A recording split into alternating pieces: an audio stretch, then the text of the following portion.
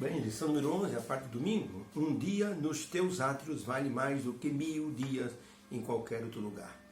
Um dia que vale por 1000. Já imaginou o que significa isso? Para o salmista, essa presença no santuário tinha um valor incalculável. Buscai primeiro o reino de Deus, disse o Senhor Jesus Cristo, e a sua justiça. Mateus capítulo 6, verso 33. Um teólogo, ensinando seus alunos numa sala de aula, ele disse que esse é o ensinamento prático menos falado do mundo. Buscai primeiro o reino de Deus e a sua justiça. Ele diz que isso significa que devemos sempre pensar primeiramente na justiça de Deus, nas coisas concernentes a Deus, e isso não é coisa fácil. A correria da vida toma o lugar em nosso coração. Por isso, a pessoa que coloca a religião em segundo lugar não tem por essa religião apreço nenhum. O grande pensador Ruskin disse enfaticamente: tem uma coisa que Deus perdoa, ou seja, uma coisa que Deus não perdoa aos seres humanos. Deus perdoa tudo, mas tem uma coisa que Deus não perdoa. É o segundo lugar em nosso coração. Se ele não for o primeiro, canta os arautos do rei, ele não será nada. Deus tem que ser o primeiro em nossa vida. Por isso, a pessoa que busca o reino de Deus em primeiro lugar, todas as outras coisas serão acrescentadas. Deus faz prosperar a pessoa que o busca em primeiro lugar. E Ele nos promete também que todas as outras coisas serão acrescentadas. Sim, Deus em primeiro lugar, e as coisas que concernem o seu reino devem ocupar o nosso coração, porque sempre vamos necessitar da presença de Deus em nosso coração. Por isso os salmistas, eles admitiam que estar no santuário era estar na presença de Deus, era estar buscando Deus em primeiro lugar. Por isso o teólogo Ruskin, ele disse, é a coisa mais difícil da pessoa fazer hoje em dia. Pense em quantas coisas você faz durante o dia, em quantas necessidades, em quantas correrias. Pense em quantas vezes você pensa em Deus. Dificilmente nós pensamos em Deus. Só se alguma coisa muito grave acontecer na hora, aí você, meu Deus, que isso não aconteça. Um acidente doméstico, a pessoa se preocupa, aí clama o nome de Deus. Mas naturalmente nós fazemos a comida, nós almoçamos, nós vamos para o banco, vamos para o hortifruti, nós vamos para o supermercado, vamos para a farmácia, para o hospital, nós não nos lembramos de Deus. E muitos nem fazem nenhuma meditação na parte da manhã, para estar colocando Deus em primeiro lugar. Os salmistas admitiam, Deus em primeiro lugar vale muito. Por isso que ele disse, estar um dia na sua presença ou nos teus átrios vale mais do que 1000 dias em qualquer outro lugar. Pergunta número 1. Por que o santuário é tão importante para o salmista e por que ele queria morar no santuário? Vamos ler o Salmo 84, diz o seguinte: quão amáveis são os teus tabernáculos, Senhor dos exércitos. A minha alma está desejosa e desfalece pelos átrios do Senhor. O meu coração e a minha carne clamam pelo Deus vivo. Até o pardal encontrou casa e a andorinha ninho para si e para os seus filhotes. Ali mesmo, Senhor, nos teus altares, ó Senhor dos exércitos, Rei meu, Deus meu, bem-aventurados os que habitam em tua casa, louvar-te-ei continuamente. A pergunta é, por que o salmista admite que o santuário é tão importante? Por que ele queria morar lá? Resposta, porque o santuário é a morada do Senhor. E o salmista desejava habitar ali para estar sempre na presença de Deus.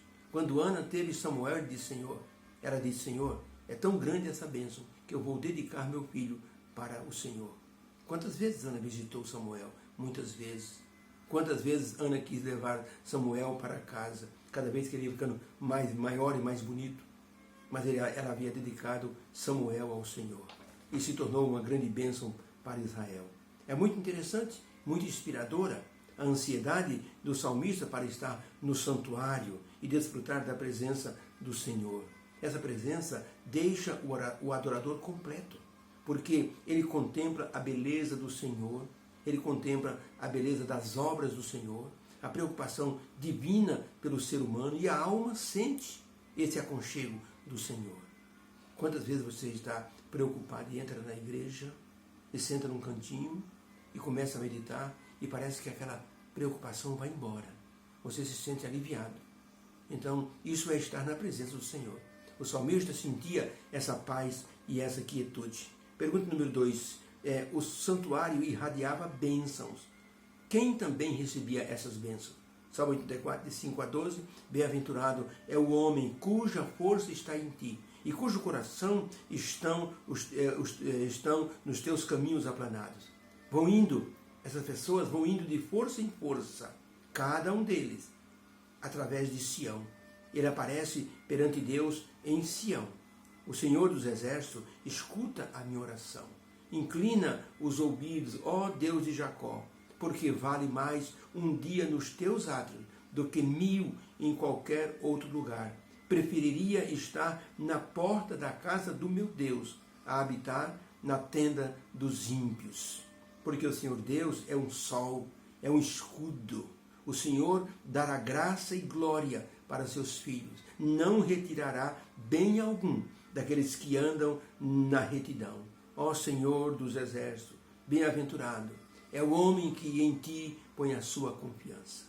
Realmente, salmos palavras de uma expressão de glorificação muito grande, necessidade de estar perto de Deus. Então a pergunta é, o santuário irradiava bênçãos para quem?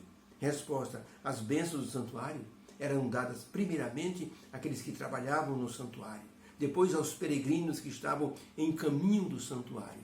Muitos peregrinos que não iam para o santuário cansavam, assentavam-se à beira do caminho. Mas a visão do santuário deixava o peregrino animado e ele ia com força e vigor até chegar lá. Por isso, o santuário emanava uma bênção para esse peregrino e depois, então, para o adorador, que já estava ali, e para as pessoas, os adoradores do mundo inteiro. A motivação da fé é muito importante para os que adoram a Deus. O santuário era um lugar central de bênçãos, por causa da presença do Senhor. Por isso, o salmista disse, eu prefiro estar na tua presença, no teu santuário, do que 1000 dias nas tendas da impiedade. Um dia no teu santuário é mais glorificante, é gratificante, é mais próspero do que 1000 dias em qualquer outro lugar. Encontrar-se com Deus gerava a esplêndida satisfação de receber o Espírito Santo na vida e sair dali abençoado, porque o salmista diz, o Senhor é um sol, o Senhor aquece a nossa vida, o Senhor é um escudo, o Senhor nos protege dos inimigos físicos e espirituais, e é uma grande verdade. Quando você entra na igreja, quantas vezes eu estava na igreja, uma pessoa ficava endemoniada, e ali então, dentro da igreja, era o lugar onde o demônio era expulso, porque ele não ficava ali, porque a presença de Deus era muito forte. Então, Deus é um sol e um escudo para aqueles que colocam nele a sua confiança. Em qualquer nível de inimigo que exista, físico ou espiritual, a presença de Deus é um escudo. Existia uma lei no tempo de Israel que era a pessoa que estava sendo perseguida de morte. Se ele entrasse no santuário e segurasse nas pontas do altar, o vingador ou a pessoa que ia matar não poderia matar a pessoa enquanto ele não soltasse das pontas do altar. Era uma segurança. Deus é um grande escudo que ele nos protege e coloca a nossa vida numa proteção correta. Por isso é importante que nós nos apeguemos a Deus. Pensar em ir na igreja é muito importante. O apóstolo Paulo diz, não deixemos de ir na congregação, como é costume de alguns que se afastaram da fé. Então é importante. Uma senhora forte e sadia ficou cega aos 40 anos de idade. Ela ficou num desespero muito grande. Foram 2 anos de muita depressão. Ela não aceitava essa situação, ficar cega. Ou seja, era quem enxergava bem, fazia 1000 coisas, ajudava na igreja, agora estava inválida em casa, na escuridão. Isso deixou-a muito deprimida, mas ela foi aos poucos buscando a Deus e a coragem foi vindo no coração dela. Tornou-se uma pessoa abençoada. Ela disse, agora eu quero dar estudo bíblico. Mas como eu vou dar estudo bíblico? Ela disse, eu vou contar um segredo para vocês.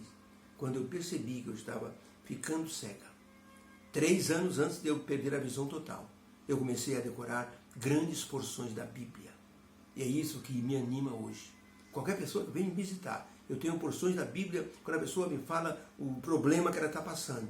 Deus me orienta, eu tenho porções da Bíblia na memória. Eu vou então recitando aquelas partes da Bíblia. O livro, o capítulo e o versículo. Eu conheci um pastor a mãe dele ficou com Alzheimer. E ele disse, e agora, como é que eu vou cuidar de mamãe? Ele tinha que fazer uma pós-graduação lá nos Estados Unidos, em teologia.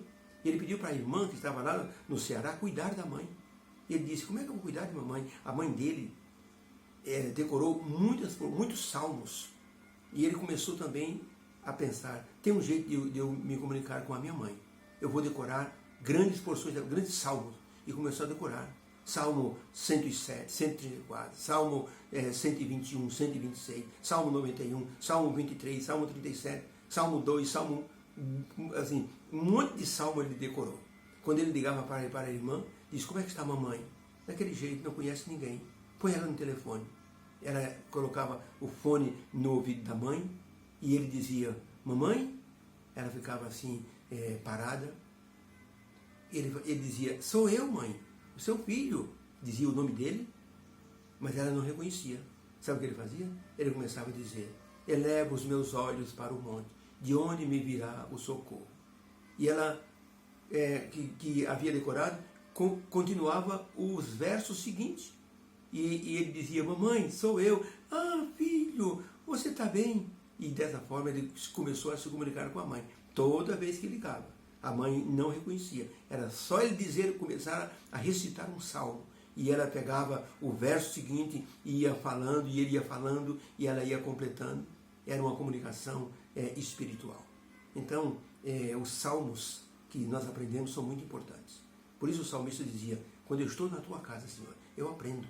Quando eu estou na tua presença, o Senhor me aquece. Quando eu estou na sua casa, o Senhor me protege. Deus nos abençoe. Possamos ter entendido isso, que estar na presença de Deus é muito importante. O salmista dizia, Senhor, eu prefiro estar na porta da tua casa do que estar em qualquer outro lugar deste mundo. Aprendamos isso. E se você perdeu, por acaso, o costume de ir à igreja, por qualquer situação, conveniência, ou a pandemia, criou em você o hábito de você estar apenas assim, vendo as lives das igrejas, comece a pensar em ir na igreja. Eu estive na minha igreja sábado agora, que bonito que foi, a escola sabatina, todo mundo participando, a pessoa que cantou, o pregador foi muito abençoado. E eu olhei assim e disse, graças a Deus, há visitantes aqui e eles estão felizes, porque estão ouvindo uma palavra, estão ouvindo uma congregação assim, efervescente, feliz por estar na presença de Deus. Então, se some aqueles que estão indo à igreja. Estar nos atos do Senhor é muito importante. Obrigado, meu Deus, pela lição de hoje. Que o Senhor nos abençoe e possamos retomar essa coragem de estar na tua casa, para que possamos sentir o Senhor aquecendo nossa vida e nos protegendo. Agradecemos isso em nome de Jesus. Amém. Beijo no coração. Feliz segunda-feira. Amanhã. Deus abençoe a todos.